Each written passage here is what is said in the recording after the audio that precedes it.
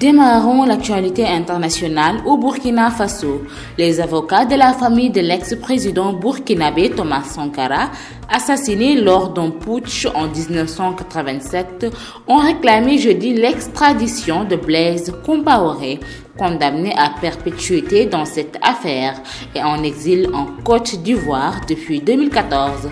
Cette extradition est une lutte de l'État burkinabé, du peuple burkinabé, a estimé M. Prosper Farama lors d'une conférence de presse. L'Espagne et le Maroc ouvrent une nouvelle étape dans leurs relations. Selon le cabinet royal marocain, les deux hommes ont réitéré leur volonté d'ouvrir une nouvelle étape dans les relations entre les deux pays. Les deux pays ont également des sujets d'intérêt commun comme l'immigration illégale, une question centrale pour Madrid qui espère désormais pouvoir compter sur la coopération du Maroc car Rabat avait été soupçonné l'an passé d'utiliser l'arme migratoire pour faire pression sur les autorités espagnoles.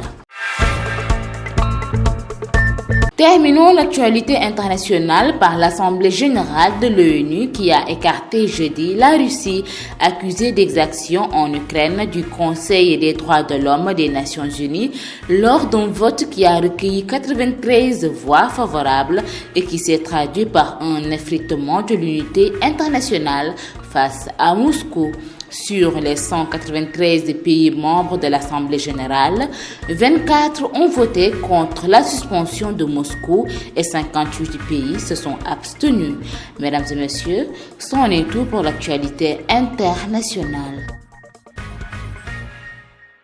Ñu tàmbalee xibaari bitim réew yi ci Burkina Faso avocat wu famille yu ex-président boobee di Thomas Sankara nga xamante ne moom lañ faatoon ci putsch bi amoon ci 1987 ñoom ñoo doon réclamer démb ci alxames gi ngir Blaise Compaoré dellusiwaat ci réew ma moom nga xamante ne dañ ko condamné woon ci lu soxal faatu Thomas Sankara te mu nekkoon en exil depuis 2014 foofee ca Côte d'Ivoire ngir Blaise Compaoré dellusiwaat foofee ci réew Burkina Faso nekk na nag xeexub état burkinabé bi waaye tamit nekk na xeexub peuple burkinabé bi yépp ki xamle loolu mooy monsieur Prosper Farama ci ab conférence de presse.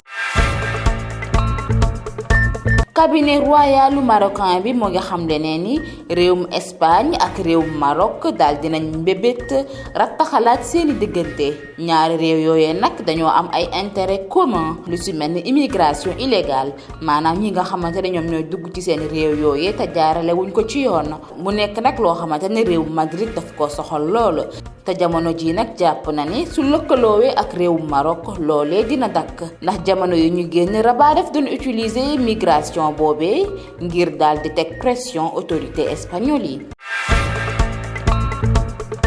ñu jeexale xibaari bitim réew yi ak assemblée générale bu ONU bi nga xamante ne dafa daal di génne réewum Russie ci assemblée ba li waral loolu nag mooy ñoom dañoo jàpp ne réewum Russie li muy def Ukraine jamono ji jaarul yoon benn yoon 693 yi bokk ci assemblée générale boobee 24 ñoo voté ngir ñu bañ a génne Moscou ci assemblée boobee waaye 58 pays yépp ñoom dañ cee maanu mbokk yi tey lii moo nekkoon seeni xibaaru bitim réew.